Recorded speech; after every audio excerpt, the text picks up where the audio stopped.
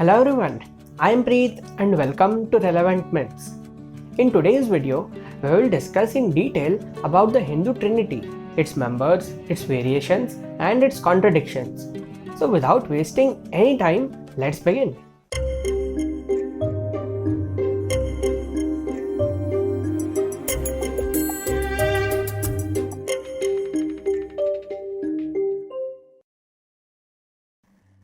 The most popular version of the Trinity, or Trimurti as it is called in Sanskrit, is of Brahma, Vishnu and Shiva. Brahma, the creator of the universe, Vishnu, the preserver of the universe, and Shiva, the destroyer of the universe. Now we have all heard the famous story about the creation of universe according to Hinduism. The world came into existence when the infinite Supreme Vishnu woke up from his deep slumber, and from his navel came out a lotus in which Brahma was present. Brahma was alone in an eternity of emptiness, so he started to create various living organisms from his mind. Then one day, Brahma and Vishnu start arguing over who is more superior among them. Suddenly, a shivling appears between them and keeps going up and up until its end isn't even visible. Brahma and Vishnu look down, but they can't see the beginning of the shivling either. So they decide that whoever reaches the end of the shivling and meets Shiva first will be the superior among them. So Brahma goes upwards while Vishnu goes downwards. They keep going farther and farther, but there is no end to the shivling. Finally, Vishnu gives up and returns to their original position and accepts that Shiva is infinite and so the shivling has no end. While on the other hand, Brahma sees a flower flying by and makes the flower say that he has reached the tip of the shivling in order to become more superior. Seeing Brahma cheat, Shiva instantly appears before him and curses him that he will never ever be worshipped. And that is why, even though being part of the Hindu Trinity, Brahma isn't worshipped at all, while Shiva and Vishnu are some of the most popular gods. Now, even if you are not into mythology, you would have at least heard this story. Your mom or grandmother or somebody might have told you this story. So you know the story, right? But have you ever thought about the story? Like the beginning says that Vishnu created Brahma, who in turn created the universe. So shouldn't it be pretty obvious that Vishnu is superior than Brahma? Like Vishnu literally created Brahma. Also, in the first part, it is said that Vishnu is supreme and infinite, yet he can't find the end of the shivling. That doesn't seem right. Also, the second part makes it seem like Shiva is greater than Vishnu and Brahma both. Now, if you study this story for just a minute also, you will have all these observations. So, why are there so many contradictions in a single story? So, first of all, the story of Vishnu, Brahma and the creation of the universe has nothing to do with the story of Vishnu and Brahma's competition and the shivling. These are two completely different stories found in different sects of the Hindu faith. The first story is a creation myth story in the Vaishnav text, which consider that Vishnu is the supreme reality, while the second story is part of Shaivism, which believes that Shiva is the supreme reality. So of course the Vaishnav text highlights Vishnu and the Shiva text highlights Shiva. And in Vaishnavism also, there are many other creation myths than this one. So this one popular story that most people know is actually just one of many creation myths according to different sects. So if you think about it, just 1 minute of thinking and questioning has led to all these observations and knowledge.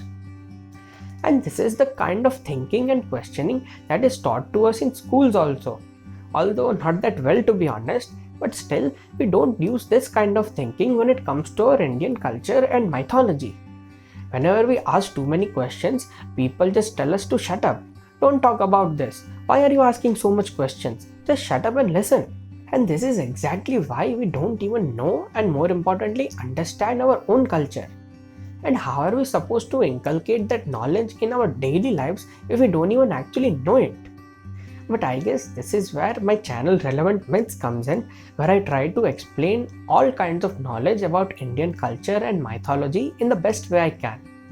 And so, if you want to keep our community growing, where we can all learn and grow from each other, then do subscribe to Relevant Myths and hit the bell icon in order to get more such insights, trivias, and facts about our Indian culture and mythology. Also, share this channel to all your friends and family so more people can join in this knowledge growth. So now back to the video, the Hindu Trinity. So, as you witnessed from the previous example, there are many factors which play into a single story which many of us might believe to be the only truth, while in actuality it might just be one of the many truths. And that is exactly the case with the Hindu Trinity of Brahma, Vishnu and Shiva also. The concept of Brahma as the creator of the universe, Vishnu as the preserver of the universe, and Shiva as the destroyer of the universe is just one of the many concepts of this Hindu Trinity, as well as just one of many Hindu Trinities in general. So the first variation is based on the concept of this Trinity. Brahma is the creator, Vishnu the preserver, and Shiva the destroyer. But of what? Now, most people automatically believe that it refers to the material external world, but we have to keep in mind that Indian scriptures are really symbolic and metaphorical in nature, so everything shouldn't be taken literally. The world Brahma creates is not the objective external world, but the subjective inner world which each and every human being creates in his own mind. This inner world is created by our experiences in the outer world, which are internalized by our five senses: vision, hearing, smell, touch, and taste. These experiences are then processed by our prejudices, both positive and negative, and as time passes are also influenced by our memories and dreams. Now this is our Brahmand, our universe, and we are the Brahmas or creators of our Brahmand. Thus, the Vedic chant Aham Brahmasami, I am Brahma. We live in our own worlds, and our behavior in the external world is a function of this constructed universe of ours. Now, most people only have a finite, prejudiced worldview, but it is theoretically possible to have an infinite, unprejudiced worldview. One who does that becomes one with the Brahman, divinity itself. And the rest of us till then are Brahmas, unworshipped creators. Here, life is a journey from construction of Brahmand to its deconstruction, from creation to destruction, from Brahma to Shiva, where Vishnu enables us to make the journey. Another version of the same concept is that instead of the external world, Brahma is the creator of hunger. Here, it also includes literal hunger like food and water, but also metaphorical hunger like desires or motivations or ambitions. Desire to be more wealthy, have more fame, have more recognition, have more following, etc. So, as Brahma is the creator of these desires, he is not worshipped. Shiva is the destroyer of desire. He beheads Brahma, the creator of desires, with his trident. Shiva is a hermit who sits on the top of a snowy mountain. He has no hunger, desire, needs, or wants. He just sits and meditates. Vishnu recognizes that outgrowing hunger and becoming a hermit cannot be a universal goal. If everyone becomes a hermit, then how will the society function? So, he remains in the society, unlike Shiva, who has renounced everything. So, Vishnu himself is a hermit, but he still functions in the society and recognizes other people's hunger.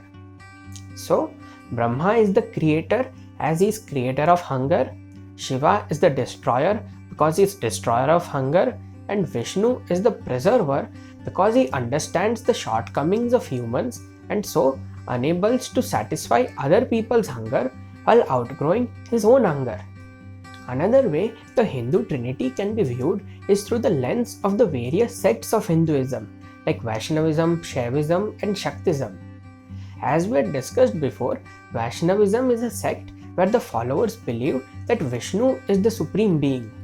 Shaivism is a sect where the followers believe that Shiva is the supreme being, and Shaktism is a sect where the followers believe that the feminine Shakti or Devi, the goddess, is the supreme being.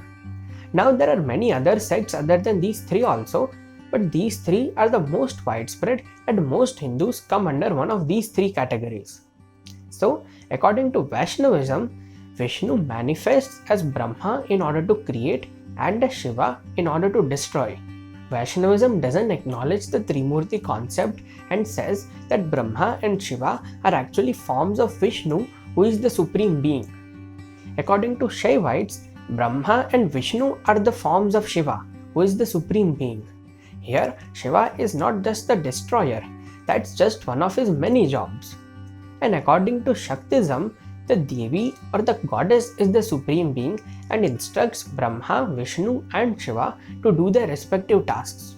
Actually, instead of a male trinity, there is a female trinity of Mahasaraswati, Mahalakshmi and Mahakali. Here, Mahasaraswati creates, Mahalakshmi preserves and Mahakali destroys. Then, the Devi instructs the female trinity to marry the male trinity, and thus Brahma and Saraswati are together, Vishnu and Lakshmi are together, and Shiva and Parvati or Durga or Kali are together. Now this story also gives a really fascinating insight into the masculinity and femininity discussions of Hinduism, which is actually the topic of one of my new videos. So be on the lookout for that. So as we saw from the point of views of different sects, there is actually no equal trinity. Instead, as per each sect, there is one or more superior than the other. Here we also get the new member in our discussion, Devi or the goddess. Now it is true that most texts acknowledge the Brahma, Vishnu and Shiva trilogy, but that is only from the point of view of creation, running and destruction of the universe. If we look at it from the point of view of which are the three most popular and most worshipped gods in Hinduism, then the undebatable trinity is of Vishnu, Shiva and the Devi. So which is the quote-unquote actual trinity. And to add into the mix, there is no concept of these trinities in the Vedas. Instead, in the Vedas, there are trinities of elemental gods like Surya, Varun and Indra, Surya, Agni and Indra, etc. So this notion that there is only one Hindu trinity of Brahma, Vishnu and Shiva is just half truth. There are many versions of the Brahma, Vishnu, Shiva trinity as well as many other trinities other than that also. And this just gives an insight into how complex yet fascinating Indian culture and mythology actually is. So this was the video everyone. You guys tell me what are your thoughts about this. Comment all your views and opinions down in the comment section below. Also, a note here that many of these concepts that I have discussed here are from the wide range of work from mythologist Devdutt Patnaik. Links for all his relevant articles are in the description below. Please like the video and share it to all your friends and family. Subscribe to Relevant Myths and hit the bell icon in order to get more such trivias, insights and stories from the unending world of Indian culture and mythology. Thank you for watching and have an awesome day.